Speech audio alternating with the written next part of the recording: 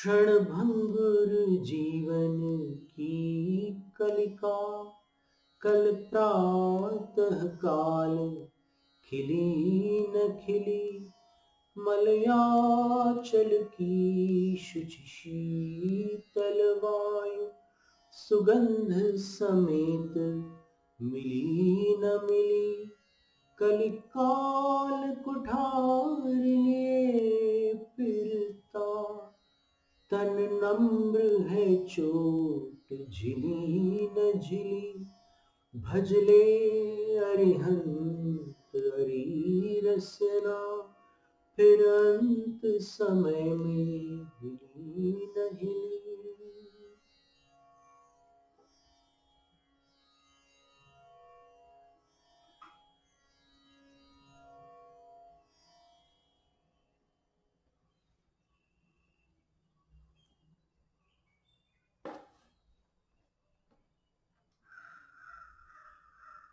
मंगल मंत्र नमोकार एक एक पद की जितनी गहराइयों में जाएं उतना ही अमृत रस प्रकट होता चला जाता है।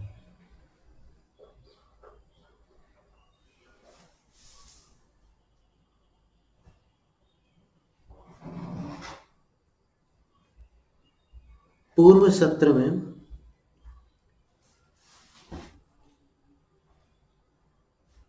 कुछ बातें आई थी, उसको थोड़ा और आगे बढ़ाते हैं।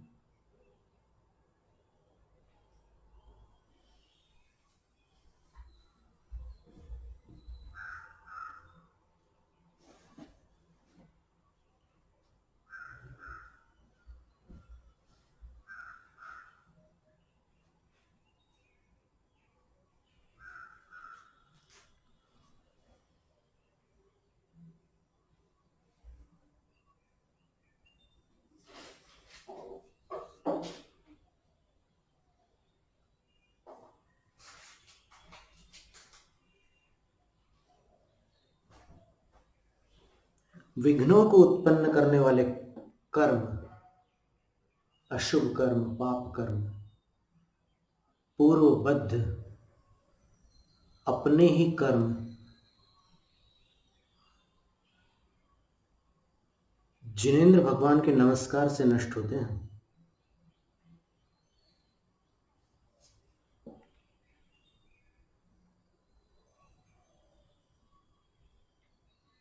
और यदि अर्थ समझ करके नमस्कार करें तो गुण श्रेणी निर्जरा भी होती है।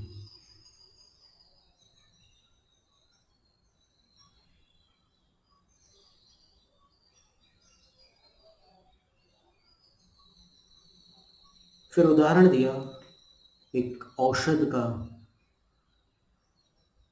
कि यदि औषध किसी को लाभ न भी पहुंचाए तो भी वह अनौषध नहीं हो जाती, औषध ही रहती है। उसकी व्याधि असाध्य होने के कारण किसी औषध विशेष ने लाभ नहीं पहुंचाया तो या तो उसकी मात्रा में परिवर्तन किया जाए या फिर औषध को बदला जाए, तब उसकी व्याधि में जिस औषध के लिए वह व्याधि साध्य हो उस औषध का प्रयोग किया जाए, तब वो व्याधि दूर हो सकती है। लेकिन एक बात और है,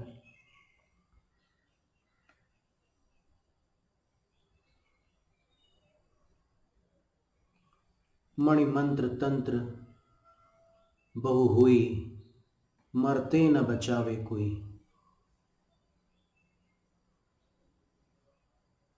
यदि किसी का मरण काल आ चुका है, अर्थात उसकी आयु समाप्ति की ओर है, तब मणियां, विभिन्न प्रकार के मंत्र यहाँ तक कि णमुकार मंत्र से ही बना हुआ एक मृत्युंजय मंत्र भी होता है।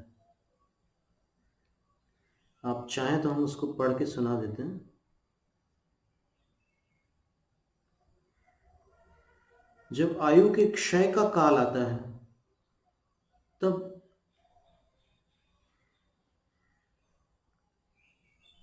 मंत्र, तंत्र आदि कोई भी उपाय उस आयु को बढ़ा नहीं सकते।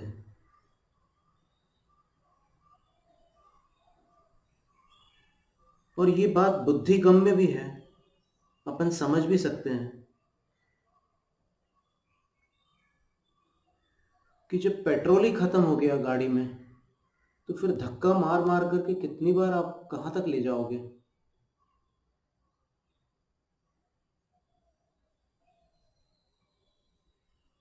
पर जब तक आयु है तब तक ये सारे जो निमित्त अथवा नौकर्म है ये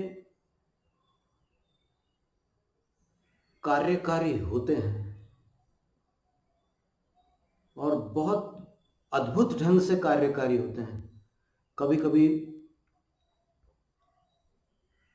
चिकित्सालयों से बड़े बड़े विशेषज्ञ चिकित्सकों द्वारा लौटाए हुए रुग्ण मानव रोगी जन इन उपायों से स्वस्थ हो जाते हैं। देखिए, णमुकार मंत्र से एक मृत्युंजय मंत्र भी बना हुआ है, उसमें अक्षरों की गणना अधिक है और फिर अंत में कुछ अपनी भावना भी रखी गई है। ओम राम नमो अरिहंताणम, ओम ह्रीम नमो सिद्धाणम, ओम ह्रूम नमो आईर्याणम, ओम ह्रौम नमो उपज्झायाणम, ओम ह्रः नमो लोये सव्वसाहूणम, मम सर्वग्रहारिष्टम निवारय निवारय, अपमृत्युं घातय घातय, सर्व शांतिम कुरु कुरु स्वाहा। स्वाहा वाले मंत्रों में धूप दान में धूप को खेना होता है। तो ये मृत्युंजय मंत्र जो है वो दीप धूप के साथ आराध्य होता है और धूप दान को वाम हस्त की ओर रखा जाता है। धूप को ऐसे बाईं तरफ खेते हैं। दीपक को सम्मुख रखते हैं अथवा दाहिनी ओर भी रख सकते हैं। यदि आप पूर्व मुखी बैठे हैं तो दाहिनी ओर रख सकते हैं, उत्तर मुखी बैठे हैं तो सामने रख लेना।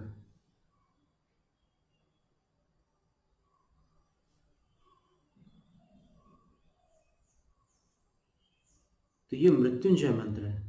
ओम राम नमो हरिहंताणम, ओम ह्रीम नमो सिद्धाणम, ओम ह्रूम नमो आयर्याणम, ओम ह्रौम नमो विज्झायणम, ओम ह्रः नमो लोये सव्वसाहूणम, मम सर्वग्रहारिष्टं निवारय निवारय, अपमृत्युं घातय घातय, सर्व शांतिं कुरु कुरु स्वाहा।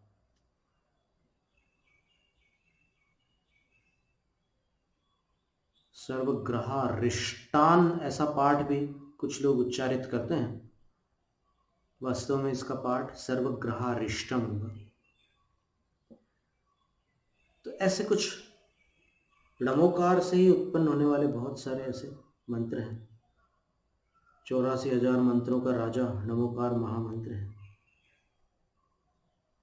तो बात ये चल रही थी कि कभी कर्मों की स्थितियां जो होती है वो बड़ी विचित्र होती है। कभी इतने प्रबल कर्म होते हैं कि ये सारे शांति कर्म कहते हैं इसको। शांति कर्म का अर्थ होता है कि जब आपको संकेत मिले कि कुछ अच्छा समय नहीं चल रहा है अथवा बार बार कुछ ऐसे संकेत मिल रहे हैं कि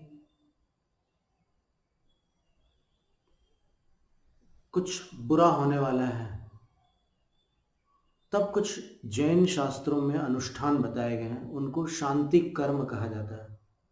उन सारे अनुष्ठानों के समूह को शांति कर्म कहते हैं। अब वो शांति कर्म क्या है, वो भी हम आपको पढ़ के सुना देते हैं। शांति कर्म के अंतर्गत कौन सी क्रियाएं आती हैं?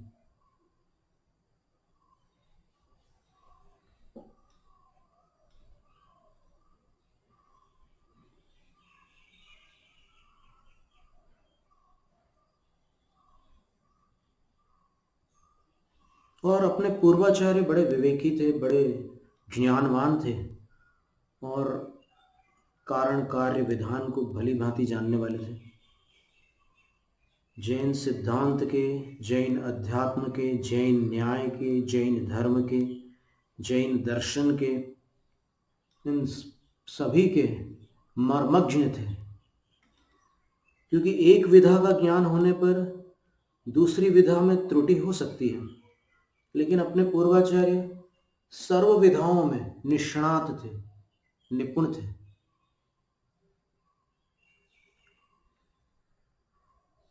तो वो श्लोक हम आपको बता रहे हैं जिसमें बताया है कि जब कभी ऐसे कोई संकेत आपको मिले, कोई बुरे सपने आ जाएं या फिर कोई और ऐसे संकेत आपको प्राप्त हों कि कुछ अच्छा नहीं होने वाला है, तब ये शांति कर्म किए जाते हैं। और इन शांति कर्मों से अनेक प्रकार के अनिष्ट, अनेक प्रकार के अशुभ कर्म शांत हो जाते हैं। लेकिन इसमें एक अपवाद अवश्य है कि कुछ कर्म ऐसे होते हैं जो पत्थर की लकीर के समान होते हैं, जिनको निदत्त निकाचित श्रेणी का कर्म बताया गया है, और जिनमें बहुलता ऐसे कर्मों की है कि जो आपने देव शास्त्र, गुरु और धर्मायतनों का अनादर करके बांधे हुए कर्म हैं। ऐसे कर्म आपने जो बांध रखे हैं, वो जब उदय में आते हैं तो फिर बड़ी कठिनाई हो जाती है। फिर अपन शांति कर्म भी करते रहें, शांति कर्म करने में कोई बुराई तो नहीं है, पर उन कर्मों का फल टलना बहुत मुश्किल होता है। वो कर्म, जैसे श्रीपाल ने कितना सब कुछ किया, पर वो कुष्ठ व्याधि वर्षों तक बनी रही।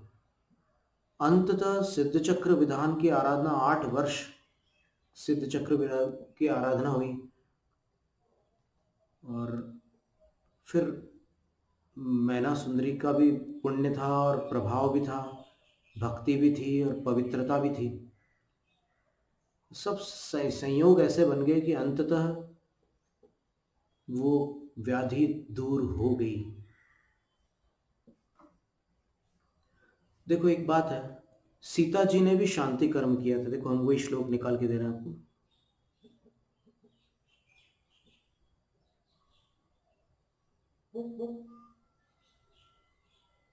पद्म पुराण भारतीय ज्ञानपीठ से प्रकाशित हुआ है, जो उसके 3रे भाग में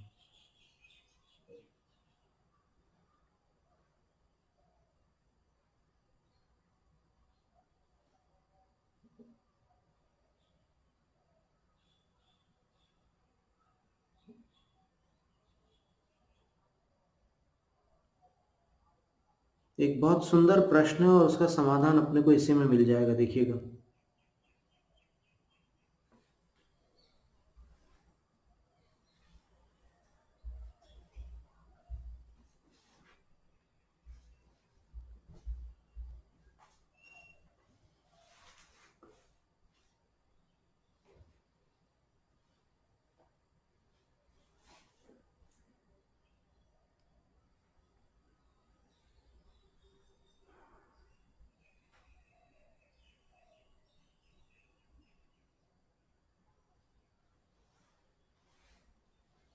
ये है,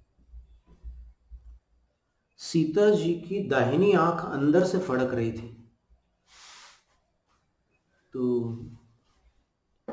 पुरुषों के लिए तो दाहिनी आंख का फड़कना शुभ है, लेकिन माता बहनों के लिए दाहिनी आंख का अंदर से फड़कना अनिष्ट संकेत देता है। सीता जी ने अपनी सखियों से कहा,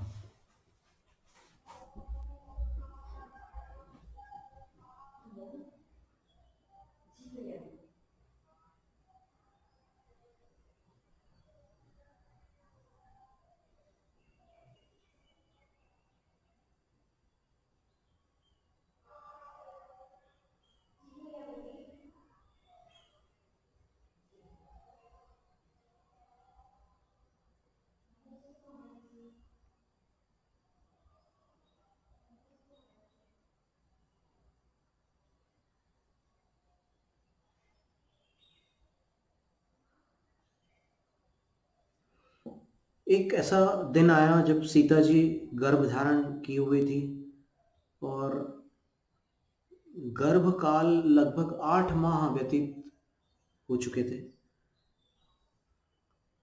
अथवा 8वां माह चल रहा था।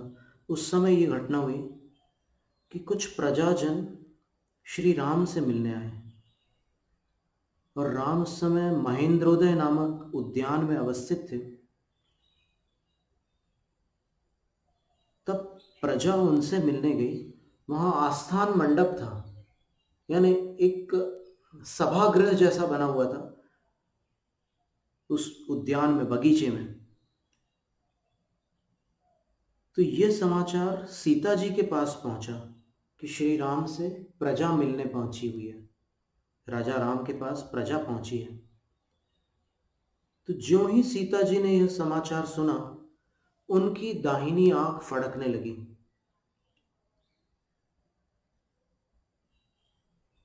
और फिर उन्होंने, सीता जी ने विचार किया, ये पूरे पद्म पुराण में, पद्मचरितम में सीता जी को शकुन शास्त्र के विषय में विदुषी बताया गया है। जहां भी कोई शकुन देखती है सीता जी, तो तत्काल उसके परिणाम का विचार करने में वो सक्षम रहती है। तो अब क्या हुआ कि दाहिनी आंख जो थी वो फड़कने लगी। सीता जी ने विचार किया,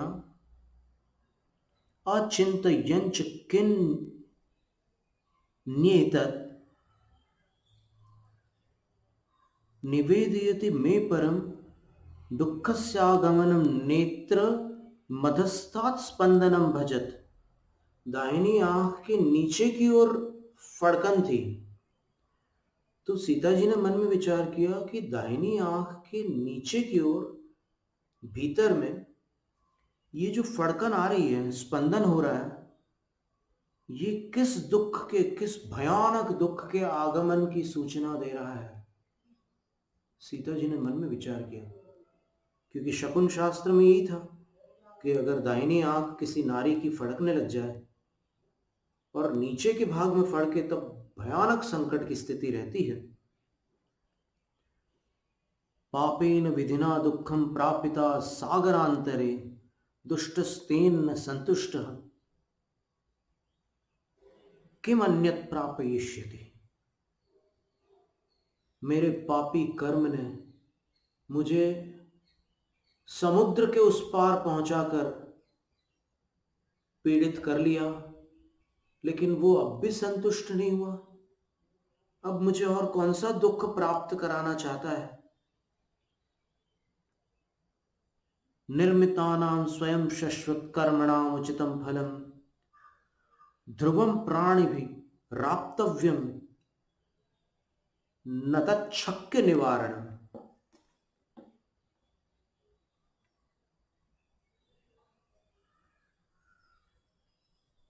स्वयं निर्मित किए हुए कर्मों का योग्य फल प्राणियों द्वारा नियम से प्राप्त करने योग्य होता है, और उसका निवारण कर सकना संभव नहीं होता। सीता जी विचार कर रही हैं।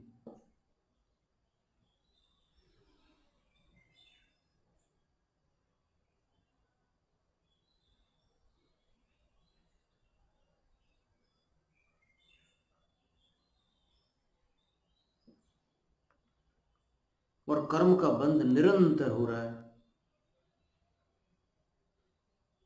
बेहोशी में कर्म बांधता है संसारी प्राणी, और भुगतते समय होश ठिकाने आ जाते हैं। सूर्य यद्यपि चंद्रमा का पालन करता है, परंतु प्रयत्न पूर्वक अपने तेज से उसे फीका भी कर डालता है।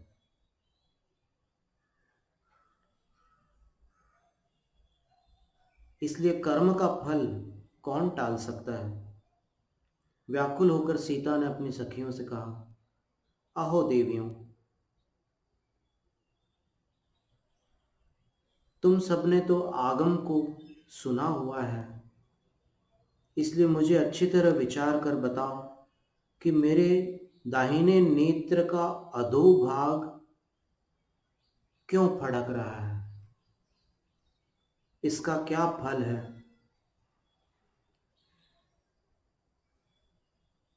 निश्चय करने में निपुण अनुमति नामक जो देवी थी वह बोली कि हे देवी, ये देवी शब्द जो है ना लोक में महारानी आदि लोगों के लिए भी प्रयुक्त होता है। महादेवी भी बोलते हैं रानियों को, और रानी की सखियां भी उसी उद्बोधन से संबोधित की जाती हैं। तो अनुमति ने कहा, हे देवी, सीता जी से कहा, इस संसार में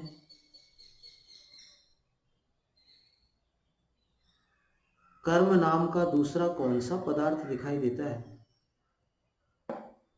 कोई अलग से विधि नाम की वस्तु नहीं है। पूर्व पर्याय में जो अच्छा या बुरा कार्य हमने स्वयं किया है उसी को कृति, कृतांत, विधि, दैव अथवा ईश्वर आदि कहा जाता है। मैं अलग से रहने वाले किसी कृतांत के द्वारा इस अवस्था को प्राप्त कराई गई हूं, ऐसा विचार करना अज्ञान मूलक है। अर्थात कोई ऐसी शक्ति है जो मुझे परेशान कर रही है, मेरे कर्म कोई वस्तु नहीं है, वही शक्ति मुझे पीड़ित कर रही है, ऐसा विचारना अज्ञान मूलक है। अपने ही कर्म को विधि आदि कहा गया है।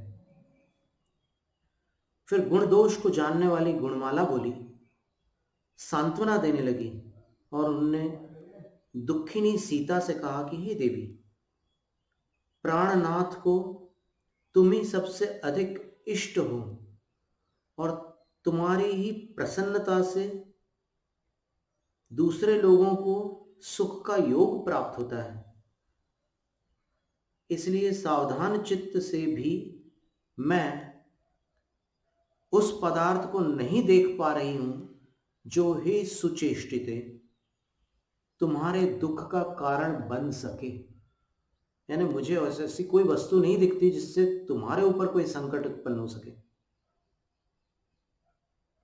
इन दो के अतिरिक्त अन्य देवियों ने कहा कि हे देवी, अधिक तर्क वितर्क करने से क्या लाभ है, शांति कर्म करना चाहिए। अब देखिए शांति कर्म क्या है, वो शास्त्र से बता रहे हैं। जिनेंद्र भगवान का अभिषेक, बड़ी बड़ी पूजाएं और किमिच्छक दान के द्वारा अशुभ कर्म को दूर हटाना चाहिए। ऐसा कहने पर सीता ने कहा, हे देवियों, आपने बिल्कुल उचित कहा है, क्योंकि दान, पूजा, अभिषेक और तप अशुभ कर्मों को नष्ट करने वाले हैं। दान विघ्नों का नाश करता है, शत्रुओं के वैर को दूर करता है, पुण्य का उपादान होता है और बड़े भारी यश का कारण बनता है। इतना कहकर सीता ने भद्र कलश नामक कोषाध्यक्ष को बुलवाया और कहा,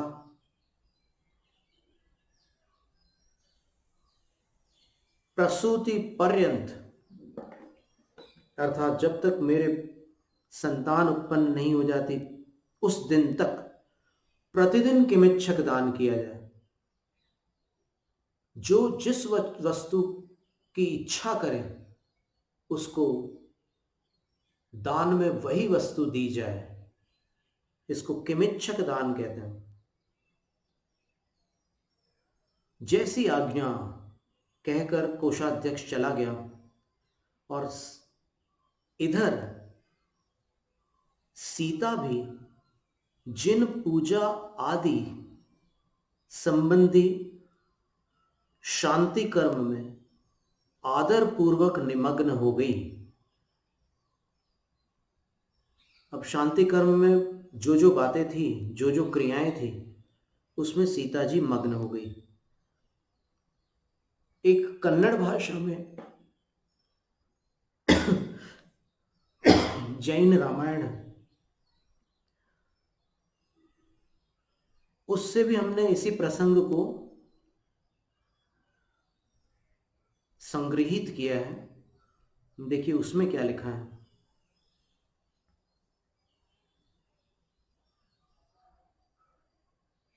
ये शांति कर्म का जो प्रसंग है ना, उसी को हमने यहां पर संग्रहित किया था।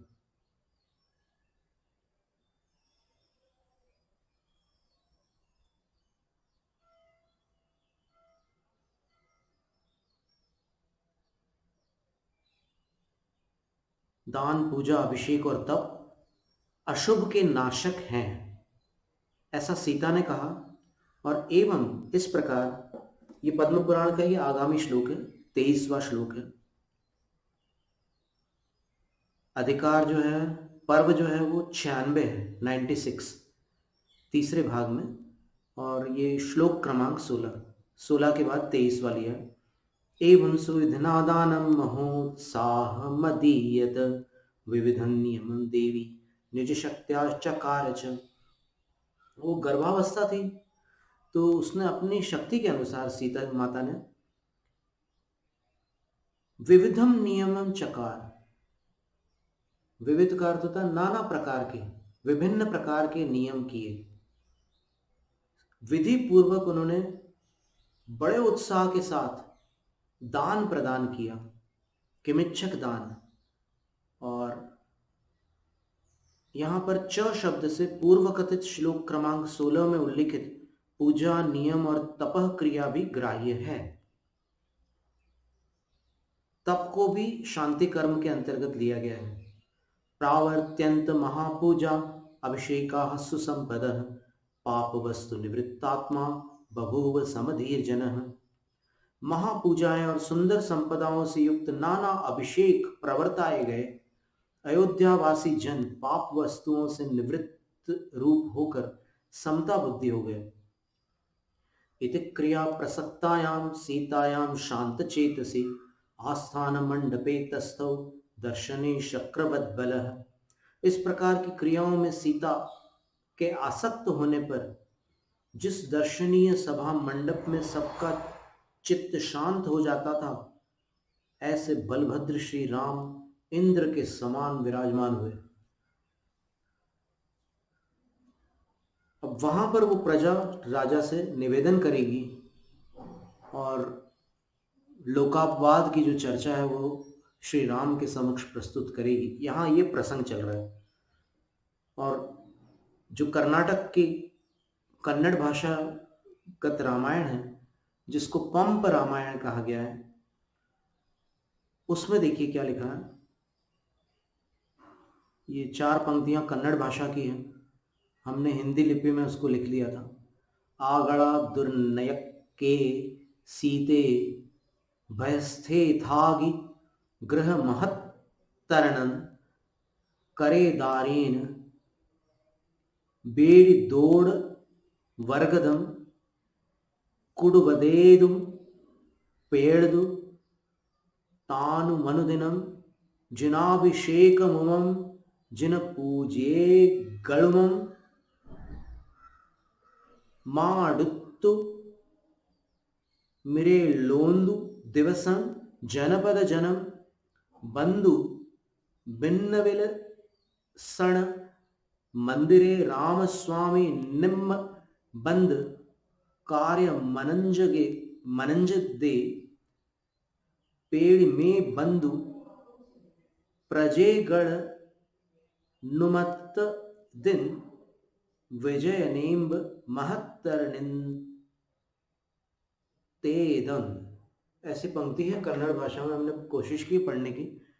उसका अनुवाद, हिंदी अनुवाद लखनऊ से प्रकाशित है।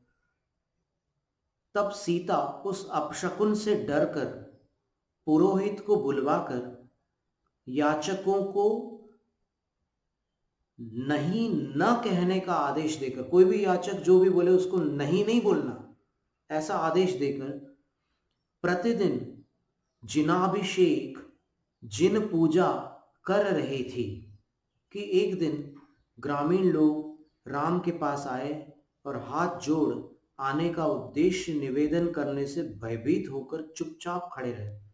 इसे देखकर राम ने उन्हें आज्ञा दी कि निसंकोच अपने आने का उद्देश्य बतावे। तब उन ग्रामीणों की अनुमति पाकर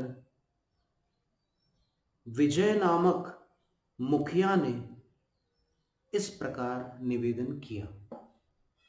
तो ये शांति कर्म कहलाता है। तो शांति कर्म में ये जप तप भी है। तो जिनेंद्र भगवान के नमस्कारात्मक जो महामंत्र नमोकार है, इस नमोकार से भी विघ्नों की शांति होती है अगर पढ़ते हैं तो, और अगर उसका अर्थ समझकर पढ़ते हैं तो असंख्यात गुण श्रेणी निर्जरा होती है। और अगर उन परमेष्ठियों के विषय में विस्तृत ज्ञान प्राप्त करके ध्यान लगाकर नमस्कार करते हैं, तब असाध्य कर्मों की भी निर्जरा हो जाती है। वो गुण श्रेणी निर्जरा समझ कर रहे थे तब हो रही थी, वो अलग है। और विस्तृत जानकारी को प्राप्त करके पांचों परमेश्वरियों के विषय में फिर आप ध्यान लगा करके नमस्कार करते हैं, तो फिर असाध्य कर्मों को भी यह नमस्कार नष्ट कर डालता है। ये अपन ने स्वाध्याय में पढ़ा था। अब इसके उपरांत एक बड़ी ही अद्भुत बात आचार्य कह रहे हैं। क्या कह रहे हैं देखिए।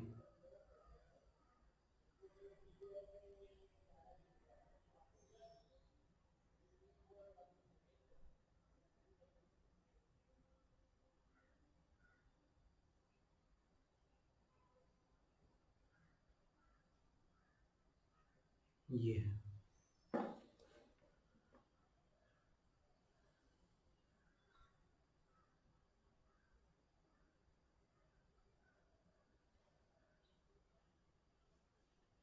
परमेष्ठी नमस्कार का पूर्ण फल किनको प्राप्त होता है और अपूर्ण फल किनको प्राप्त होता है, इसका समाधान करते हुए आचार्य वीरसेन स्वामी धवला की 9वीं पुस्तक में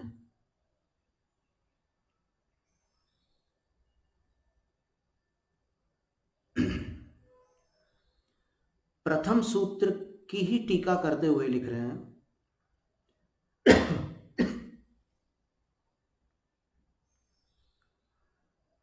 नाण झाणपो नमोकारो संपूर्णो।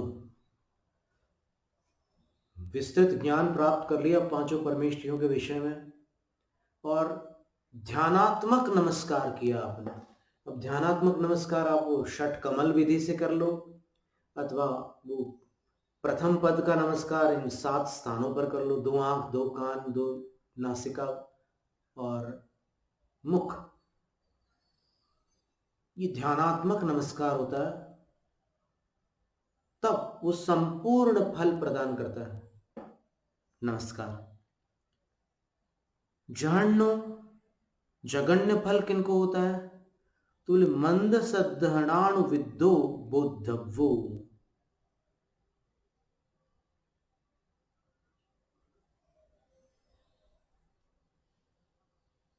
थोड़ी श्रद्धा है, बिल्कुल थोड़ी सी श्रद्धा है, उस मंद श्रद्धान से अनुविद्ध जो नमस्कार किया जाता है वह जघन्य नमस्कार है। उत्कृष्ट नमस्कार ज्ञान ध्यानात्मक नमस्कार है। और शेष असंख्य लोक भेय भिन्ना मध्यमा। मध्यम नमस्कार के असंख्यात लोक प्रमाण भेद है। इस लोक में जितने प्रदेश हैं, प्रदेश आकाश के उस छोटे से हिस्से को कहते हैं जहां एक परमाणु अवस्थित होता है, उतने क्षेत्र को प्रदेश कहते हैं। तो संपूर्ण लोक में 343 रज्जु प्रमाण, इस संपूर्ण लोक में असंख्यात प्रदेश हैं, और इन असंख्यात प्रदेशों को जब असंख्यात से गुणित करते हैं, गुणकार किसको लेंगे, मल्टीपल किसको लेंगे, जितने असंख्यात प्रदेश हैं लोक में उसी से गुणित करते हैं तो जितने भेद हो जाते हैं उतने मध्यम नमस्कार के भेद हैं। नचते सव्वे समान फला अयि पसंगादो। आचार्य कहते हैं कि सबके फल समान नहीं हो सकते, नहीं तो अति हो जाएगी। अति का मतलब क्या, कि नमोकार की महिमा में अतिशयोक्ति हो जाएगी, महिमा मंडन में अति हो जाएगी, यानी अतिरेक हो जाएगा, उसमें सत्यता नहीं अवशिष्ट रह पाएगी, असत्य वर्णन हो जाएगा।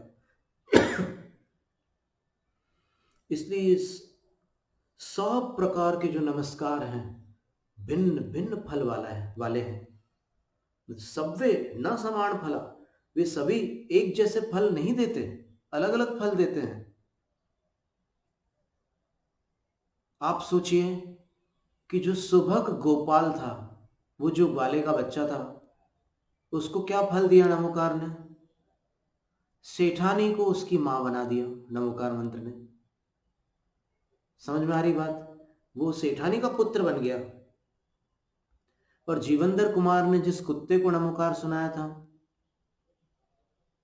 जब वो नमोकार मंत्र सुना रहे थे, तब वो जिन ब्राह्मणों ने उस कुत्ते को सामग्री दूषित करने के कारण मारपीट दिया था और मरणासन्न बना दिया था, उन्होंने जब देखा कि कोई सुंदर मनुष्य इस कुत्ते को कुछ सहला रहा है, सांत्वना के वचन बोल रहा है, तब उनमें से किसी ने जीवंदर से कहा, मर जाने दो उस दुष्ट को, तुम कहां लगे उसके पीछे, हमने इतना पीटा है उसको कि उसका दुख तुम दूर नहीं कर पाओगे।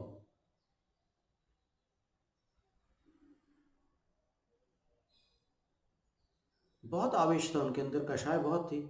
अब जानवर है बेचारा, क्या करे, भूखा प्यासा यहाँ वहाँ भटकता है, उसको क्या पता कि ये सामग्री इनके किसी अनुष्ठान की सामग्री है। उसको तो ऐसा लगा कि कोई खाने की चीज़ है, सूंघने लगा वो, और उसने मुंह लगा दिया उसमें, तो उनने पिटाई कर दी बेचारे की, और इतना पीटा कि वो कंठगत प्राण हो गया, माने उसके प्राण गले तक आ गए। जीवंदर ने उनको उत्तर दिया कि कोई किसी के दुख को कैसे दूर कर सकता है, सब कर्माधीन है, मैं इसका दुख दूर नहीं कर रहा हूं, इसको देखकर जो मुझे दुख हो रहा है उसको दूर कर रहा हूं, और मेरा दुख तभी दूर हो सकता है जब मैं इसको कुछ सांत्वना दूं। तब वो जो थे वो सोचते हैं कि ये कोई धुनी व्यक्ति है, अपनी धुन का पक्का है, इसको जो करना है करने दो, अपन अपना काम करते हैं। अंदर चले गए वो। और जीवंदर कुमार ने जब देखा कि ये तो ऐसे ऐसे झटके ले रहा है कुत्ता, मैंने अब तो इसकी मृत्यु अति निकट है, तब मधुर स्वर में, एक अपेक्षा से जीवंदर कुमार संगीत के बड़े विशारद विद्वान थे, उन्होंने नमोकार मंत्र उसके कानों में दे दिया। कुत्ता मरण को प्राप्त होकर यक्षदेव बन गया, और यक्षदेव बनने पर उसने जीवंदर कुमार के इस उपकार को अंत तक नहीं बुलाया, और जब जब जीवंदर को आवश्यकता पड़ी तब उस यक्ष ने सहायता की।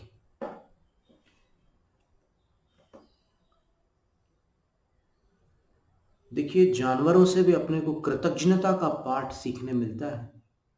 वो कुत्ता था, नमोकार सुनकर उसको देवगति मिली। जिसने सुनाया उसका उसने स्मरण किया और हमेशा उसको मदद दी। नाग नागिन को पार्श्व कुमार ने वाराणसी के बाह्य प्रांगण में, जहां पर वो पंचाग्नि तप करने वाले तापस महिपाल थे, जो संबंध की अपेक्षा से क्षत्रिय थे और पार्श्वनाथ भगवान के नाना थे, सगे नाना थे, कमठ के जीव, लेकिन ऐसे नाना बन गए थे वो। तो वो जब पंचाग्नि तप कर रहे थे और उस अग्नि में वो जो काष्ठ जल रहा था उसमें नाग नागिन थे, तो पार्श्व कुमार ने जाकर के कहा कि ऐसा तप क्यों करते हैं आप, इसमें प्राणियों की हिंसा हो रही है। और फिर उसने अभिमानवश कहा कि कहाँ हिंसा हो रही है, और मन में विचार किया कि कुमार मुझे नमस्कार भी नहीं कर रहा है, मैं संबंध में इसका नाना हूं और इस समय मैं तपस्वी हूं, कितनी कठिन तपस्या कर रहा हूं मैं। पंचाग्नि तप कितना कठिन तप है। 4 दिशाओं में अग्नि रखी जाती है, अग्नि कुंड रखे जाते हैं और बीच में बैठा जाता है, और ऊपर से सूर्य तपता है, और जब सूर्य नहीं होता तो ऊपर से प्रबंध करके एक अग्नि की कढ़ाई ऊपर रखी जाती है, जिसके अंदर अग्नि प्रज्वलित रहती है, तो उसकी आंच सिर पर पड़ती है। इतनी तपस्या करने वाला मैं, मुझे ये प्रणाम भी नहीं करता राजकुमार, और मेरी तपस्या में ये जीव हिंसा बता रहा है। उसने पूछा कहाँ है जीव, तो कुमार ने कहा कि इस काष्ठ में। तो उस काष्ठ को ऐसे खींच के निकालता है और फिर कुल्हाड़ी से उस काष्ठ को फाड़ता है, तो अंदर जो खोल थी उसमें नाग नागिन का जोड़ा था, और वो नाग नागिन कुछ अध जले से थे और कुल्हाड़ी के वार से भी उनको घाव हो गया था। तो ऐसे ऐसे ऐसे ऐसे फड़फड़ाने लगे वो नाग नागिन, तड़पने लगे। तो तीर्थंकर की करुणा का तो क्या कहना, उनकी करुणा प्रवाहित हो उठी। वो वहीं बैठ गए और उनके पास जाकर के उन्होंने उनको संबोधन दिया, उद्बोधन दिया। उत्तर पुराण में ऐसा लिखा है, पार्श्वनाथ चरितम में लिखा है कि नमोकार दिया। अब उत्तर पुराण में जो उद्बोधन शब्द है, तो उद्बोधन शब्द से अपन ये निर्णय नहीं कर सकते कि उन्होंने नमोकार नहीं दिया था। उद्बोधन में नमोकार नहीं आ सकता क्या? क्यों नहीं आ सकता? तो नाग नागिन जो थे भगवान के सानिध्य में शांत हुए, और वो अधोलोक के स्वामी, प्राकृत पाषाणाचर्य में लिखा है कि वो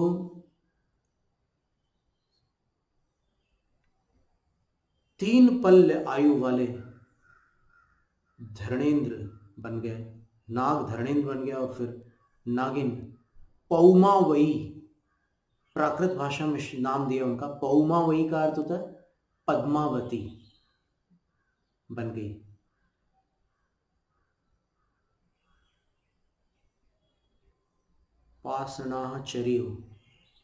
पाषाणाचर्य के रचनाकार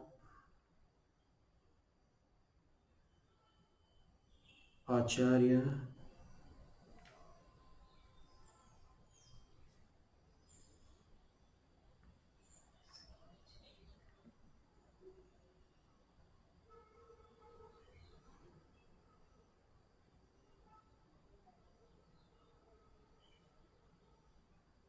पद्म कीर्ति आचार्य है।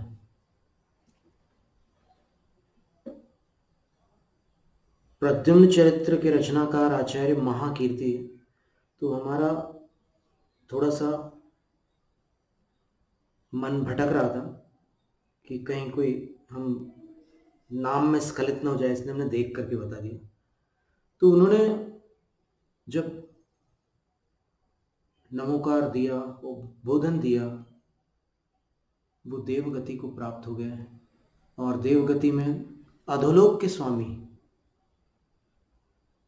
जिसको नागलोक कहते हैं, वहां पर नाग कुमार जाति के देव बने। है तो भवनवासी वो, और देव भी ऐसे बने कि वो धर्मेंद्र, नाग कुमार जाति के देवों का इंद्र होता है।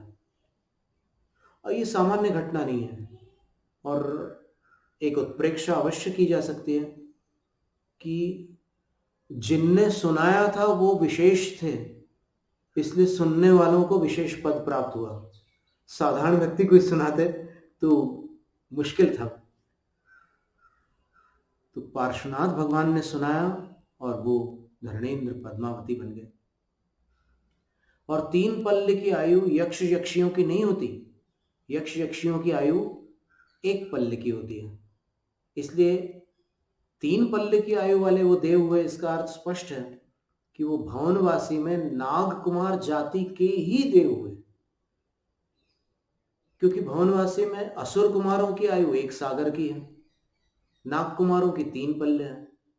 फिर सुपर्ण कुमार, द्वीप कुमार आदि जो देव हैं उनमें आधा आधा पल्ले कम आयु है। तो 3 पल्ले आयु केवल नाग कुमारों की है, और वो इनको प्राप्त हुई। तो स्पष्ट है कि वो धर्मेंद्र और पद्मावती नाग कुमार देवों के इंद्र और इंद्राणी थे।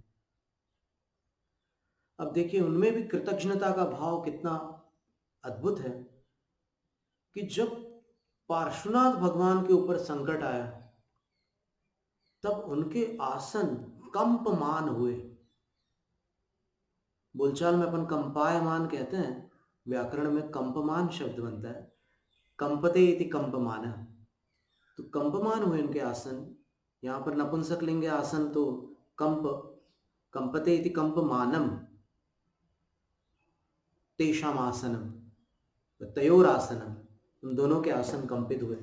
कंपित होने पर उन्होंने अपना अवधि ज्ञान लगाया। और ये नाग कुमार नाग कुमारियां इसलिए सम्यक दर्शन को प्राप्त हो जाते हैं क्योंकि इनका नियोग समव शरण में रहता है। समव शरण में जहां भवनवासियों की सभा होती है, नाग कुमारों की एक अलग सभा होती है, नाग कुमारियों की। भवनवासी और भवनवासिनी, इन देव और देवियों की सभाएं भिन्न होती है। तो वहां पर 10 इंद्रों को और 10 इंद्राणियों को अपना नियोग पूर्ण करना होता है, वहां उनको उपस्थित होना ही पड़ता है। और ये पद अभव्य जीवों को प्राप्त नहीं होता। तो समव शरण में पहुंचकर वो सम्यक दर्शन प्राप्त कर चुके थे।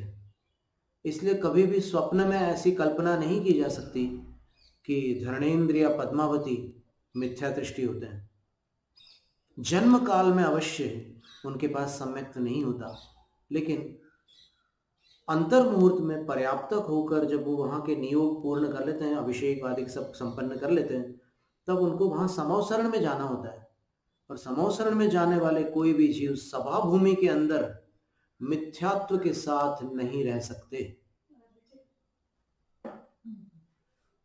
वो नियम से सम्यक दृष्टि होते हैं। तो उन्होंने अपने उपकार का स्मरण करके जब पार्श्वनाथ स्वामी पर उपसर्ग हुआ,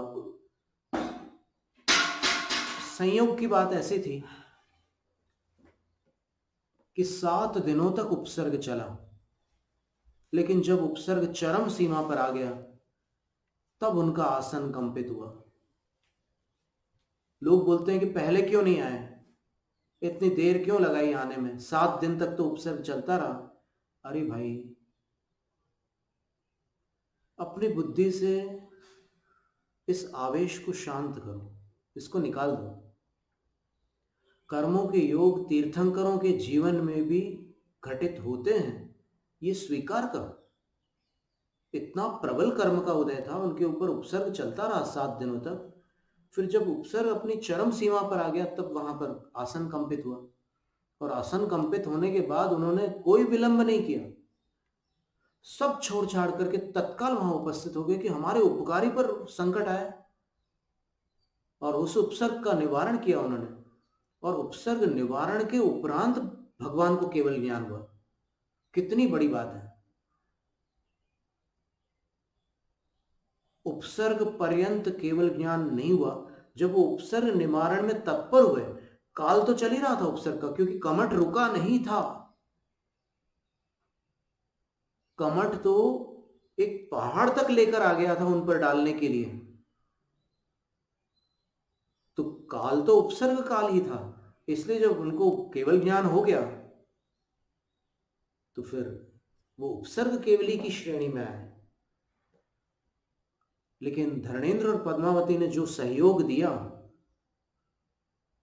उस सहयोग की गणना नकारी नहीं जा सकती। आचार्य गुणभद्र स्वामी ने लिखा कि भगवान को केवल ज्ञान जब हुआ तब कई घटनाएं हो रही थी। उनके अंदर के कर्मों में भी कुछ घटनाएं हो रही थी, बाहर भी कुछ घटनाएं हो रही थी, सब कुछ चल रहा था। और फिर उनको केवल ज्ञान हो गया। बहुत बड़ी घटना थी केवल ज्ञान। और केवल ज्ञान होते ही सारा उपसर्ग शांत हो गया। क्योंकि केवल ज्ञान का एक अतिशय है, उपसर्ग नहीं हो सकता। तो उन्होंने सब कुछ स्वीकार कर लिया, आचार्य गुणभद्र स्वामी ने, कि भाई हम सब बात स्वीकार करते हैं कि इनने ऐसा किया, उनने ऐसा किया, अंदर से ऐसा हुआ, भगवान ने ध्यान लगाया, भगवान ने पुरुषार्थ किया, सब बातें हमें स्वीकार है। तो बहुत बड़े उपकारी थे वो। भगवान भी उनके उपकारी थे और वो भी उपसर्ग काल में यहां पर आकर उपकारी बन गए, कृतज्ञ हो गए वो। कृतज्ञता गुण को आचार्य पूज्यपाद स्वामी ने कहा है कि सब गुणों में ये गुण कृच्छ्र लभ्य होता है, अर्थात बहुत कठिनता से मिलता है। आप उपकार करो, कईयों का उपकार करो, उन सब लोगों में जब आपके ऊपर कोई स्थिति ऐसी बनेगी तो आपके उपकार का स्मरण रखने वाले इन्हें गिने ही मिलेंगे। कई कहेंगे कि भाई मेरे पुण्य का उदय आ गया तो फिर ये निमित्त बन गए, अब मैं क्या कर सकता हूं, इनके पाप का उदय चल रहा है, मैं क्या करूं।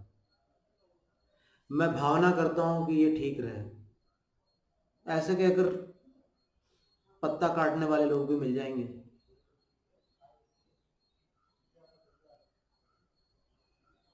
अथवा कोई और बहाना कर देंगे। बहुत सारे बहाने हैं दुनिया में।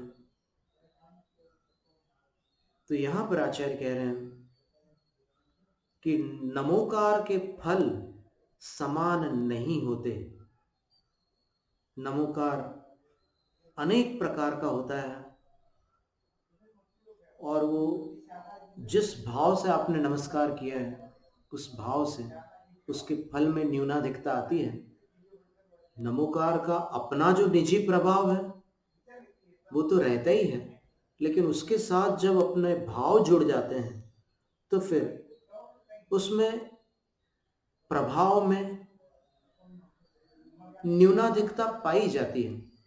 अगर अपने भाव मंद होंगे तो प्रभाव में न्यूनता होगी, अगर अपने भाव उत्कृष्ट होंगे तो प्रभाव उत्कृष्ट होगा। गणधर देव जब नमोकार मंत्र पढ़ेंगे, गणधर देव जब ध्यानात्मक नमस्कार करेंगे तो सर्वोत्कृष्ट फल है। और इसी तरह और भी जो ऋषि हैं, बड़े बड़े रिद्धिधारी साधु हैं, उनको सर्वोत्कृष्ट फल होगा। बाकी जितने जीव हैं वो सब मध्यम फल वाले हैं, कुछ जघन्य फल वाले भी हैं। मंद श्रद्धानी जो है वो जघन्य फल वाले हैं। तम्मा न पुव्वुत्त दोषाणवेत्त संभवोत्ति सिद्धम। इसलिए जो पहले कहा हुआ दोष था, वही नमोकार मंत्र से कईयों का मंगल नहीं होता, कई लोगों के संकट शांत नहीं होते, तो फिर नमोकार मंत्र को हम मंगल कैसे मान ले। तो आचार्य कहते हैं कि ऐसा दोष इसमें मत लगाओ, वो असंभव है। ये दोष नमोकार के विषय में संभव नहीं है। उदाहरण दे दिया, अग्नि का उदाहरण भी दिया, औषध का भी उदाहरण दिया। तो अब अपने को ये विचार करना है कि अपन नमोकार मंत्र प्रतिदिन पढ़ते हैं, पढ़ते समय एक बार आज के इस उपदेश का स्मरण कर सकते हैं अपन। धवला में क्या पढ़ा था अपन ने आज? ये था कि नमोकार के फल बदल जाते हैं। नमोकार तो एक ही है, लेकिन इसके फल बदल जाते हैं अपने कारण। तो अपन अपने नमोकार का फल घटा रहे हैं या बढ़ा रहे हैं, इसको अपने को अपने भीतर देखना है और फिर नमोकार की आराधना करनी है। कितना आनंद आएगा। अपन अपनी भूमिका के योग्य जितना उत्कृष्ट कर सके उतना पुरुषार्थ क्यों ना करें। जैसे 10 दिनों में कुछ लोग एक उपवास से शुरू करते हैं, फिर बढ़ाते जाते हैं। फिर जब 8 उपवास हो जाते हैं तब लगता है कि अब तो शक्ति जवाब दे रही है, क्या करें। फिर सोचते हैं कि मैं अपनी और शक्ति क्यों ना लगाऊं, 2 कर लूंगा तो क्या हो जाएगा। और फिर वो और शक्ति लगा करके 10 उपवास कर लेते हैं। और कभी कभी 11 दिन का पड़ता है तिथि वृद्धि के कारण, तो फिर 11 कर लेते हैं। तो इसी प्रकार अपन नमोकार को अपनी विशुद्धि बढ़ाकर और भक्ति के साथ और परिचय के साथ, परमेश्वरियों का और परिचय प्राप्त करके और अधिक ध्यान लगाकर करें। अपनी भूमिका जितनी भी होगी उस भूमिका में अपन आगे तो बढ़ सकते हैं ना। अपने पास जितनी सीमा है उस सीमा में अपन उत्कृष्ट क्यों ना करें। जैनम जयतु शासनम।